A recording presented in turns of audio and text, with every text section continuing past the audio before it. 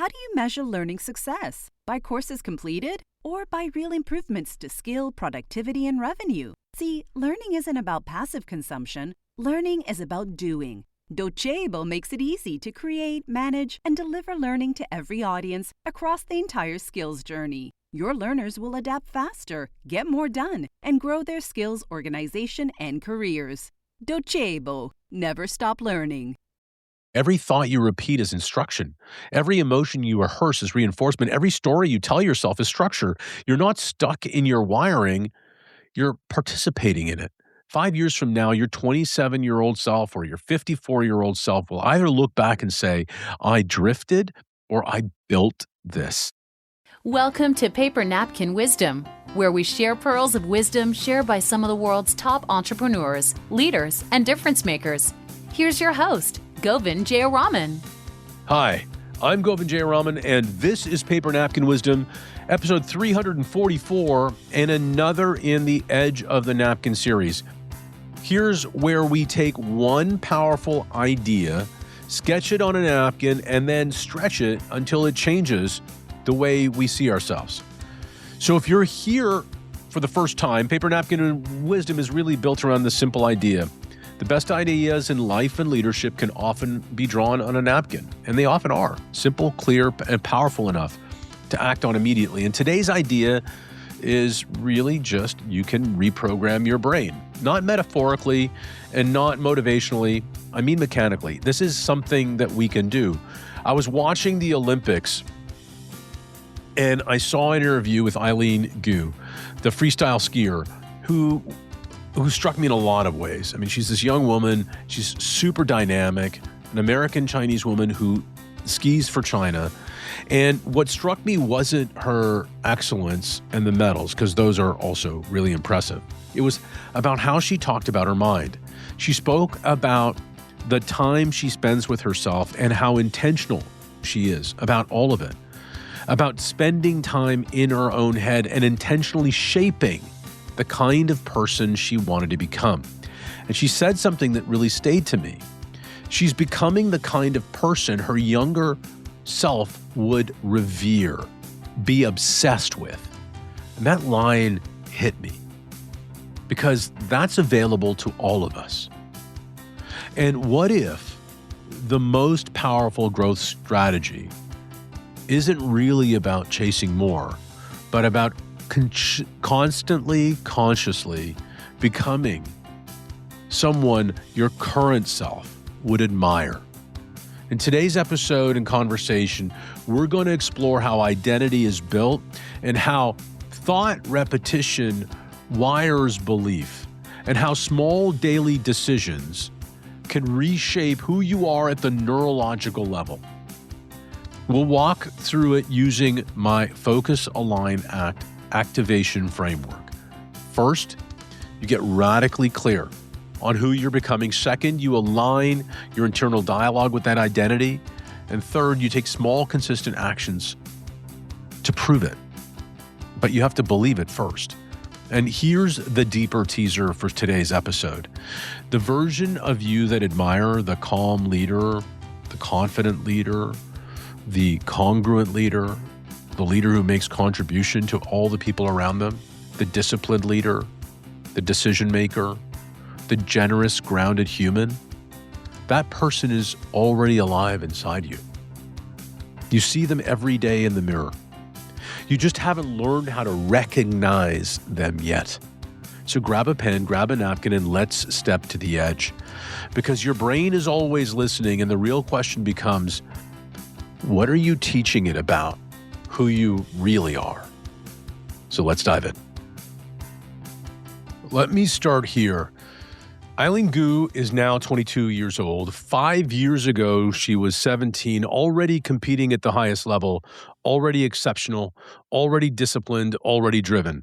And she recently reflected on her growth over those last 5 years in an interview during these Winter Olympic Games. And she said, I'm now someone that my 17-year-old self would be obsessed with. Obsessed. That word really matters. And she didn't choose impressed. She didn't choose proud, obsessed, is the word she picked. And when I heard that, I paused because that's not about medals.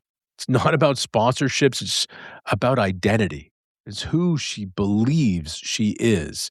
It's about becoming someone so aligned, so developed, so deliberate that your past self would look at you in the mirror and say, that's who I want to be. That's who I have chosen to be.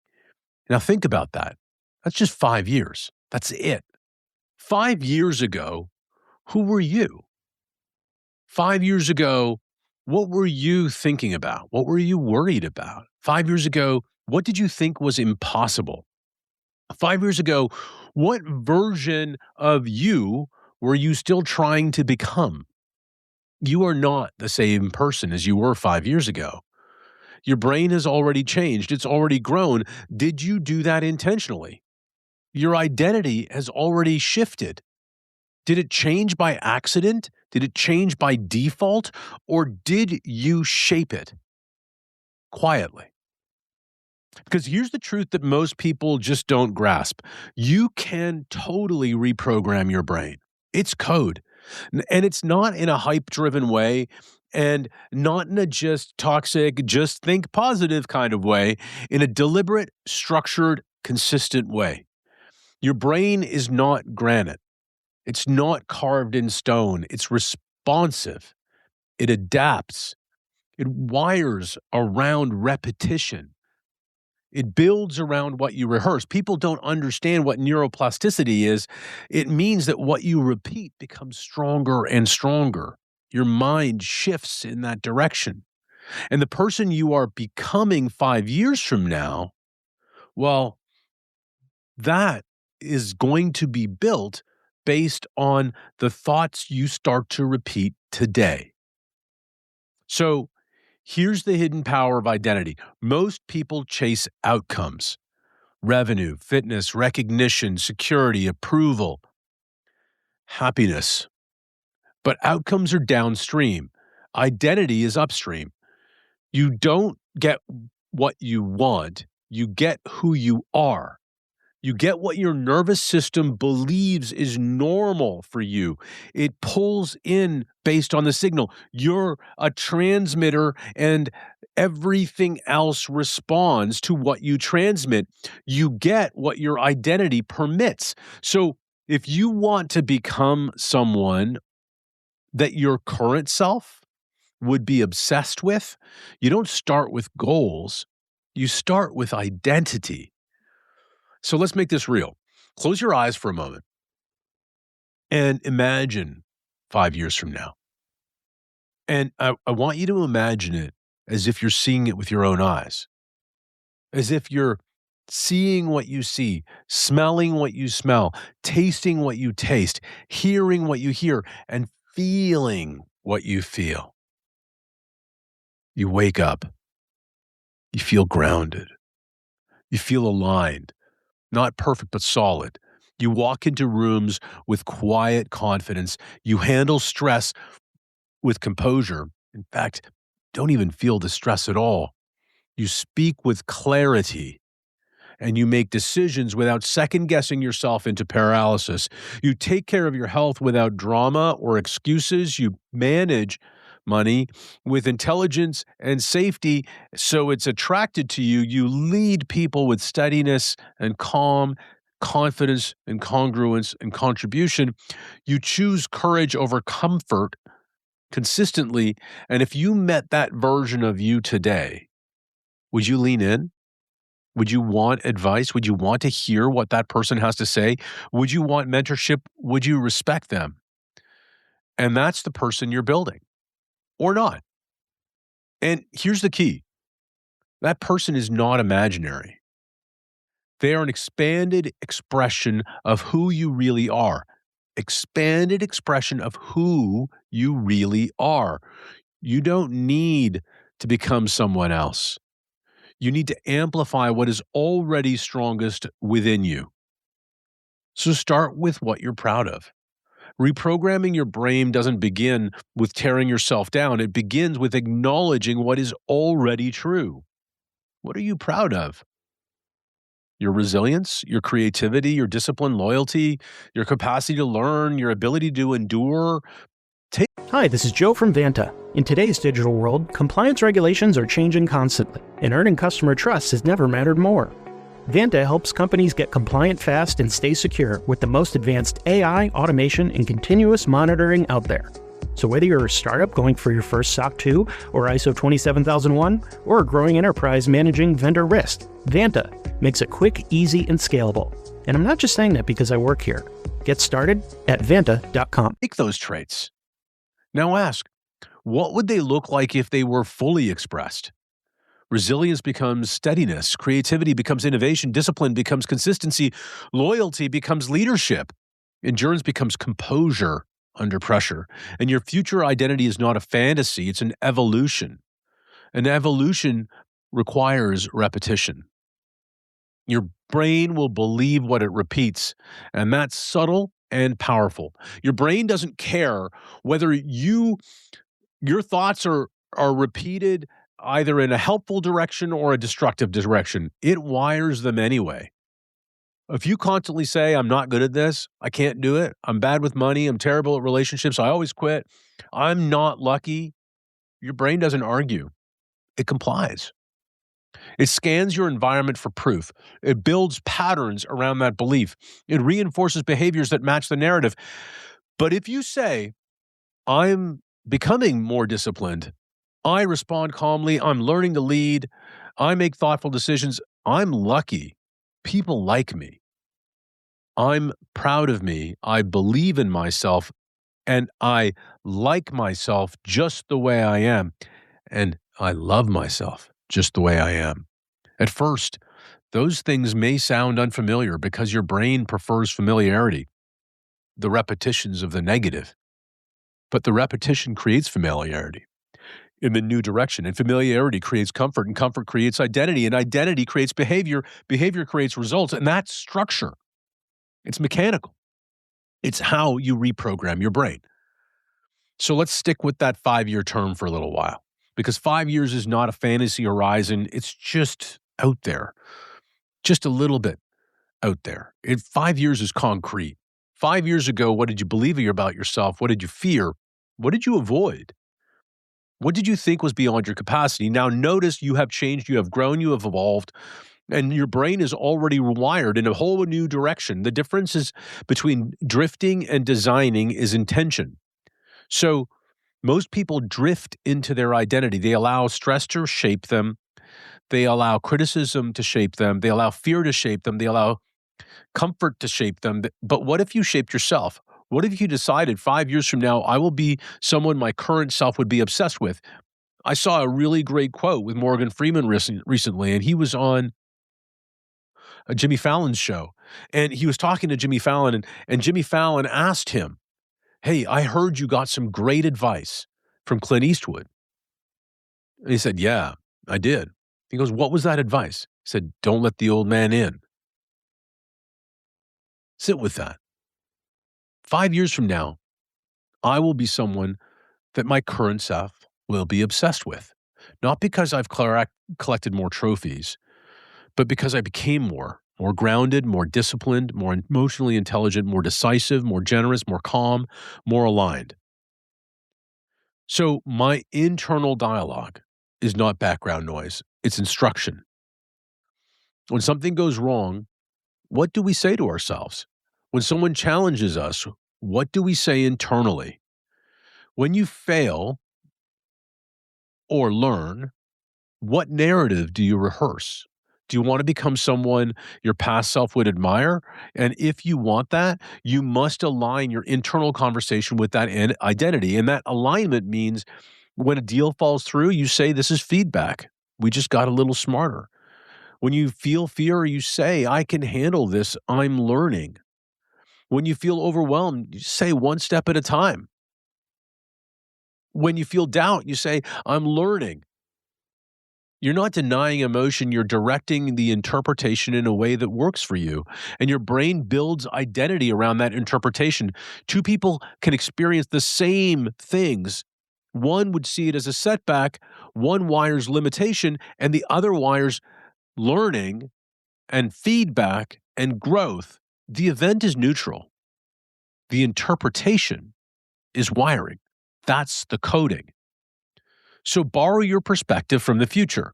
Imagine if you are 27, 5 years from now. Imagine so you're 22 now, and 5 years from now would be 27, or 27 and 32, or in my case, 54, and 5 years from now would be 59. You've become someone your current self would be obsessed with. You're disciplined, you're calm, you're grounded, you're respected, you're confident, you're congruent, you're calm. Your contribution is unmatched. You are respected. Now look back today. Would that version of you say about your current worries? What would they say? Why were you so anxious? Why did you hesitate? Why didn't you trust yourself? You're learning. You don't need 5 years to wait to access that perspective. You can borrow it now. You can bring it into your reality and into your identity this moment. When you imagine your future self responding calmly, you're rehearsing calm. When you imagine your future self responding and speaking confidently, you are rehearsing confidence. Confidence builds wiring. Rehearsal builds wiring. Your brain does not sharply distinguish between vividly imagined repetition and lived repetition. So rehearse deliberately. Write it in a journal daily. Eileen Gu talked about journaling a lot in her interviews this winter, spending time in her mind about shaping her internal world intentionally. And she got excited about it. That matters because journaling externalizes thought. It slows it down. It makes it visible. And if you attach positive emotion to it, like excitement, then when you write from that identity that you're becoming, your brain is getting instruction and it's getting excited about it too. Instead of writing, I'm stressed, write, I handled today with composure.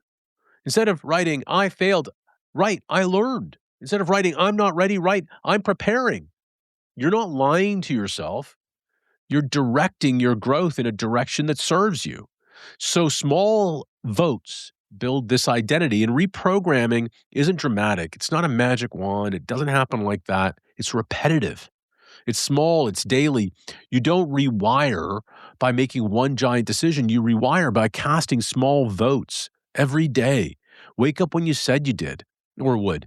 Have a meaningful conversation directly in real time. Finish the project. Go to the gym. Make the call. Send the email. Call the girl. Call the boy. Small votes accumulate. Small votes become evidence. Evidence becomes belief. Belief becomes identity. And identity becomes destiny. And stop waiting to feel ready. Most people wait. I'll feel confident. I'll do it then. When I feel disciplined, I'll commit. When I feel less afraid, I'll move. But that's backward. Action precedes confidence.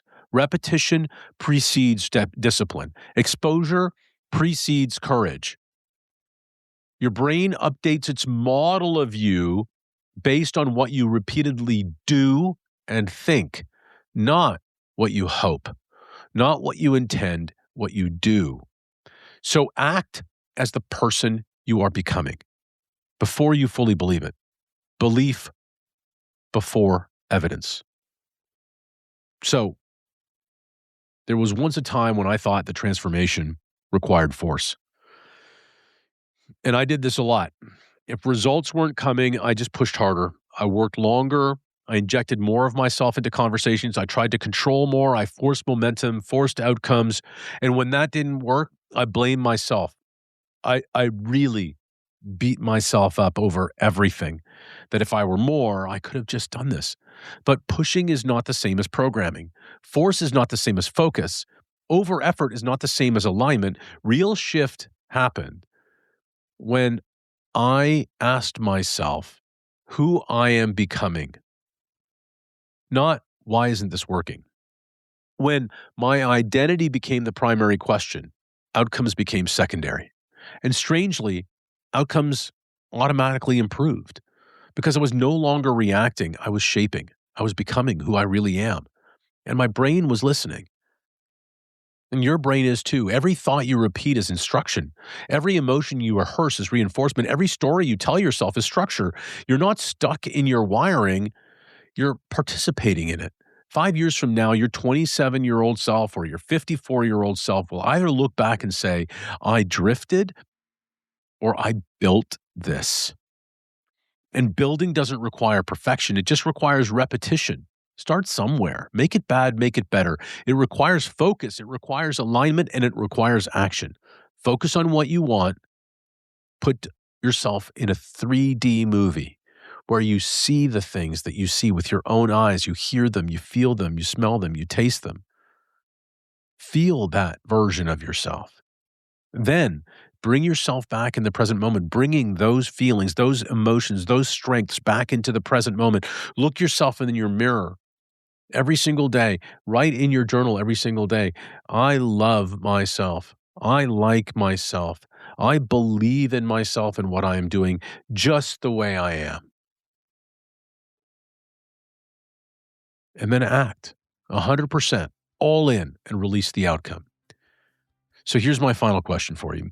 If you could say 5 years from now, I'm now someone my current self would be obsessed with, what would need to change? What thought would need to shift? What narrative would need to end? What habit would need to begin? And your brain is completely moldable. It adapts to repetition. It wires around identity. And the only question is, are you going to let the world shape you, or are you going to shape yourself? You can program your brain and you can build your identity. You can become someone you admire, you're obsessed with. And that wiring begins with the next thought. The repetition begins today. Who are you becoming, and are you willing to rehearse that identity every day until it becomes undeniable? Let's build. Make it a great day.